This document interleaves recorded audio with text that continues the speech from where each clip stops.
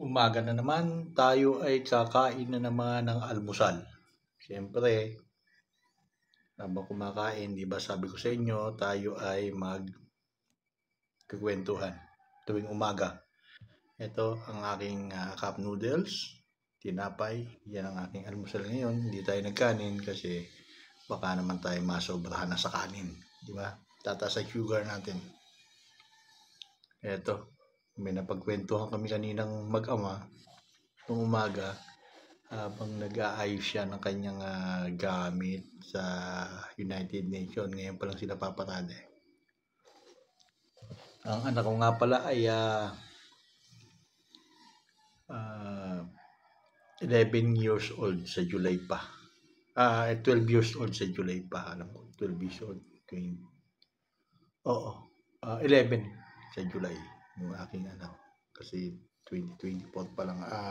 Sa 2025, 12 years old na. 11 pa lang ngayon. Ayan, eto. Napagkwentuhan namin dalawa yung tungkol dun sa pangarap niya.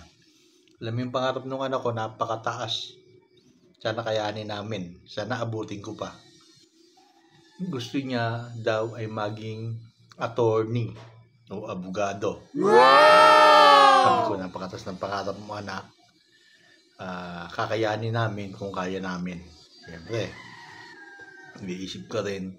Alam mo naman, medyo magastos yan. Pero may mga eskwelahan naman na para sa nahihirap na katulad namin, ang gobyerno. Siyempre, maaari doon siya mag-aral. Medyo brainy naman siya. What? Basta may talino naman siya. Kaya niya yon. Kaya siya nangangarap ng gano'n. Sabi ko, bakit gusto yung maging attorney? Gusto daw niya magkaroon ng magandang kita. Siyempre, alam na, rinig niya rin naman niya sa amin na gusto nga namin magandang kita. Yan, di ba? Kasi ang attorney daw, maganda daw yung trabaho. Sabi, attorney, gusto daw niya tawagin siyang attorney. Reden Jacob Tabora. Ano yan? Saka daw para daw sa amin ng mama niya. Kaya siya mag-attorney. Sabi ko, bakit kailangan sa amin? Kailangan ang isipin mo ay para sa sarili mo, hindi para sa amin. Kasi kami matatanda na. Si Papa naman at saka si Mama, pagdating ng panahon na tumanda na at lagi 60 years old na, ay magkakaroon kami ng pension dahil magkakalansang pa kami sa aming mga pinagtatrabahuan ng mga company. Magkakaroon kami ng pension sa SSS. Hindi kami problema sa pagtanda namin. Simple lang naman ang gusto namin buhay mag-asawa. Yung kami ay makakain sa pang-araw-araw, wag magkaroon ng sakit. Meron naman kami sariling bahay na.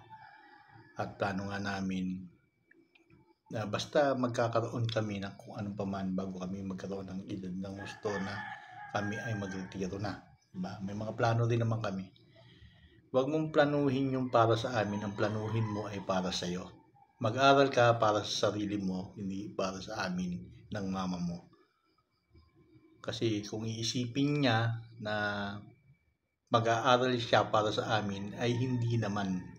Kasi kayong mga kabataan, ang iniisip nyo, kaya kayo pinag-aaral ng inyong mga magulang, ay dahil sa para sa kanila. Hindi para sa magulang yung pag-aaral nyo. Para sa inyo, para sa ikabubuti ng inyong kinabukasan. Kaya kayo pinag-aaral ng mga magulang nyo. Hindi ito paninermon, pero ito ay katotohanan ng buhay. Kung wala kang pinag-aralan, mahihirapan ka makapagtrabaho sa standard ngayon ng mga pinapasukan trabaho. Oo nga, maliit ang sweldo, pero yung standard ng pinapasukan trabaho ay matataas na ngayon. Di ba? Napakadami ng matataas na standard. Kaya kailangan mag-aaral ang mga kabataan. Ngayon, iniisip niya, yun nga, pinaliwanag ko sa kanya na hindi para sa amin ang pagtatrabaho mo kung sakaling ikaw man ay pakatapos ng pagiging kung ano man yung kursong nagustuhan mo sa buhay mo. Hindi para sa magulang yung ginagawa mo, para sa sarili mo rin. Kasi ang mga magulang matatanda na yan, katulad ko matanda na ako. Abutin ko pa kaya yung panahon na makatapos siya? Yun lang naman yung iniisip ko. Isipin mo na 11 years old pa lang yung anak mo. Susunod, next year ay 12 years old siya, di ba? Tinansya namin tapos siya ng pag-aaral, 27 years old siya bago siya makatapos ng attorney na kukunin niya o pagiging abogado. So sumahin mo 16 years pa bago siya makatapos. Kasi 11 siya ngayon, 16 years pa. Ako 50 na ngayon, sa December 51 na. Idagdag mo yung 16 years sa edad ko, 67 o 66 years old ako bago siya makatapos. Buhay pa kaya ako noon? Di ba? Kaya hindi niya dapat isipin na para sa akin at para sa kanyang mama yung kanyang pag-aaral. Ang dapat niyang palaging isipin at ipasok sa isip niya na para sa kanya yon dahil siya ang mabubuhay pa na matagal, kami mga magulang ay hindi.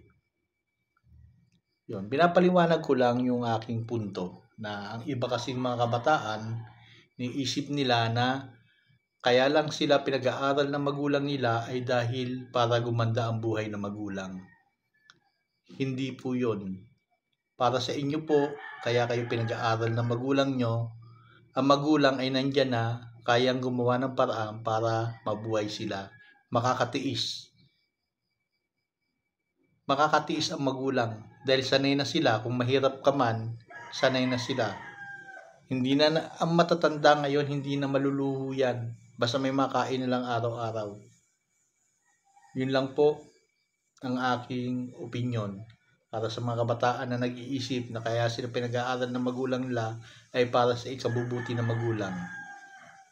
Mali po yung iniisip nyo. Kaya po kayo pinag-aaral ng magulang nyo ay para sa inyo at hindi para sa magulang nyo. Dahil kayo po ang mahaba pa ang ipaglalakbay dito sa ating mundo. Maraming salamat. Peace out.